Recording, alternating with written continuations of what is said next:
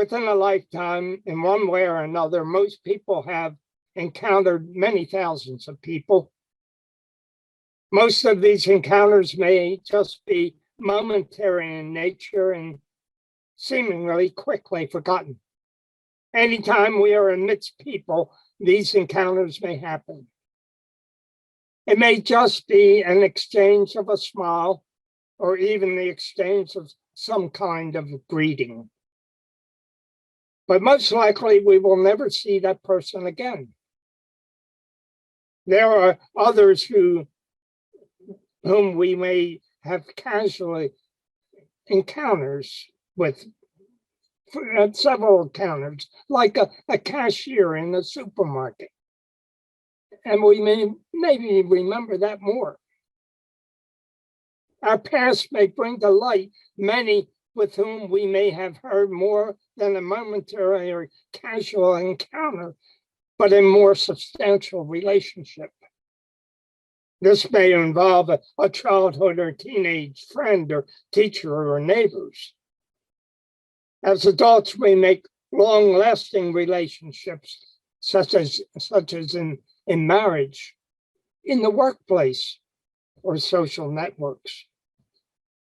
Regardless of the encounter, whether momentary or long-lasting, in the distant past or of recent times, each encounter has left its imprint upon our lives. Each encounter becomes a part of our lives. We are in many ways a product of the totality of our living experiences and encounters. I am occasionally reminded of how our lives store certain experiences, each leaving a lasting imprint upon our lives. For instance, smelling certain odors or fragrances, or tasting certain tastes can bring to mind a particular instance in life, and maybe even associated with a particular person. Or they may bring to mind a certain feeling or emotion, which comes from something out of the past. This is also more certainly true with people who we may have encountered in the past, even though for only a brief moment. In more than one occasion, I have met someone or even seen someone who I know or knew I have seen in the past before, and I cannot recall where or when or who they were. The image in my mind of that person may last with me for several days until I come up with the answer. And I come up with it through recalling my many circumstances in life. Through the circumstances of life, I may find that answer. Then I say to myself, I knew I had met him or her sometime in the past. Therefore, often the process of remembrance comes when you begin to filter through the various circumstances or situations of life's experiences. To be certain, the remembrance of a person is just a very small snapshot of who they are. To others, that person may be a husband or a wife or a father, a brother or sister, a close friend or a fellow employee or neighbor of theirs. The point is that people may be known in many ways and degrees according to the circumstances in which the relationship occurs.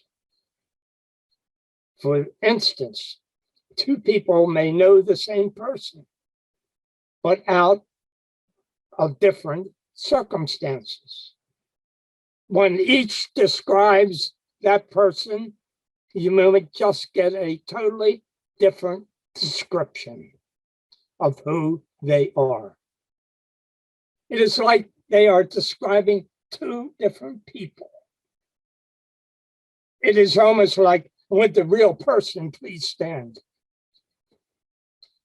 This was exactly the case with Jesus. Who was this Jesus anyway? What did his contemporaries think? It was according to the eyes of the beholder.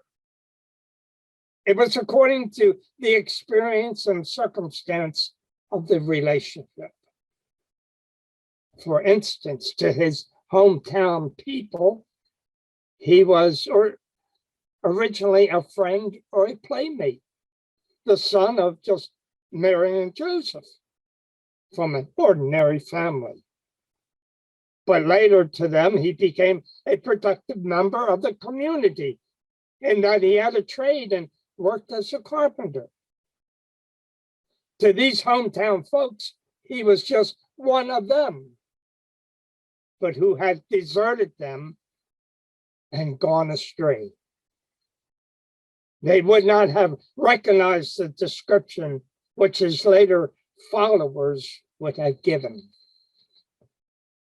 To those who were followers of John the Baptist, perhaps Jesus would have been another follower of the baptizer, or even a disciple of his. From their initial vantage point, Jesus was baptized by John and one of John's followers, which made all the sense in the world. But then there were those who seemed to hold the most popular view. These people were listed as being vast in numbers. Their view of Jesus was that he was a great miracle worker, one who healed and performed the most profound miracles. It seemed that his miracles and healings gave him extreme popularity. Therefore, to the majority, that's who he was, a miracle worker. And that's how they remembered him. To some who had bothered to listen to him, he was a prophet, even a prophet of old who had come back to life. Maybe he was even the greatest prophet, Elijah reincarnated. A prophet was in general held in high esteem among the people since he was thought to be a special messenger of God. God spoke through the prophet, even though what the prophet had to say may have been taken as offensive at first, but in retrospect, he was revered. It was an honor to be considered to be a prophet.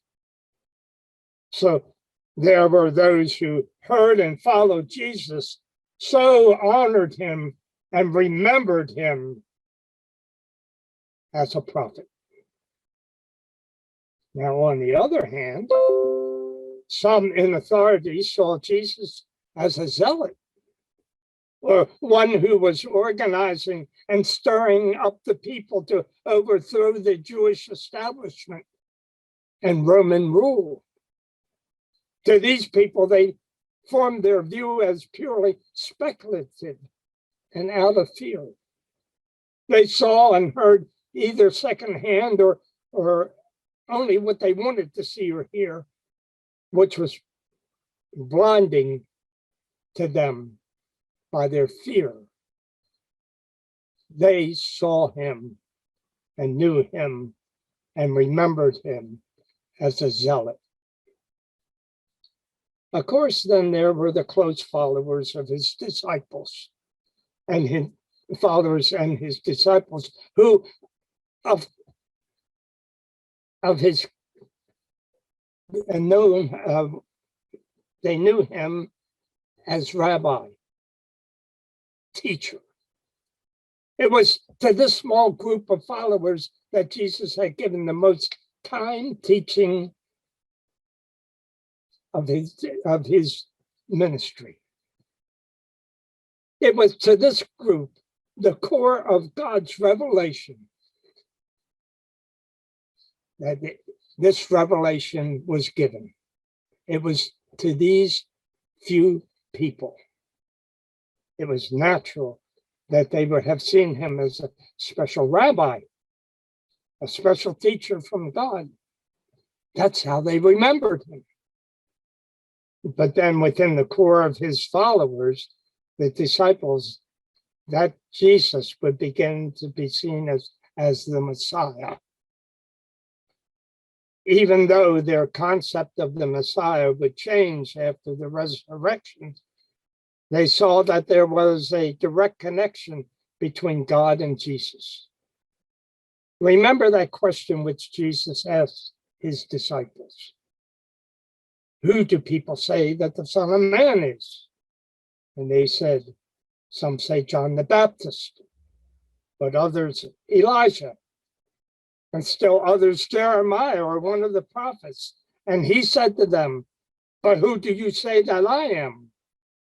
Simon Peter answered, you are the Messiah, the Son of the living God. You see, people had varying thoughts and opinions as to who this Jesus was. These thoughts and opinions came out of their life circumstances and relationships with him. Now, it is interesting to see King Herod's reaction to this Jesus. Now, Jesus' popularity had evidently caught his attention. So he naturally wanted to know more about this potential problem, Jesus. When asked about this Jesus, he refuted most of what he had heard in reference to Jesus. In no uncertain terms, Herod's response as to who this Jesus was, he replied, John, whom I beheaded, has been raised. Jesus to Herod was a conscious guilt trip, knowing that he was the one to command the beheading of John had played on his conscience. He had basically liked John, but was too proud to go against his word and deny the request of the daughter Herodias. Therefore, when he was getting reports of a modern day prophet, just as John was called by many, his guilt trip took over. He resurrected John the Baptist, in his own mind and out of his past experience. The question for us is, how do we know this Jesus? And who is he in our lives? In answering this, we must take into account that who Jesus was and is did not stop with Jesus' life or even with the Bible. Even though the Gospels give us the answer as to this Jesus, we tend to see him with our tunnel vision under our own circumstances. We see him as we wish to see him, so he fits our suited needs and circumstances, like they did in the past in Jesus' day. This has been the case throughout the centuries and was the reason for the early church's controversies, which led to the various creeds and statements of faith which defined Jesus. During the 18th century, the age of enlightenment, people like Thomas Jefferson saw Jesus as a great moral teacher, but by no means a son of God. They saw him out of their own circumstances. Today, there are similar views and views which distort what is presented in the Gospels. It is like we mold a Jesus to our own liking. We even see him as some kind of social necessity or standard bearer for our wishful thinking and even political views.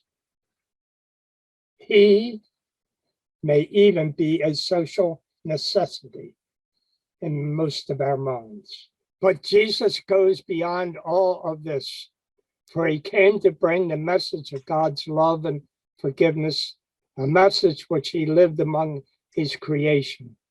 Jesus was that living message which gives that eternal love of God for all of us to accept or to reject. The question for us is, who is our Jesus?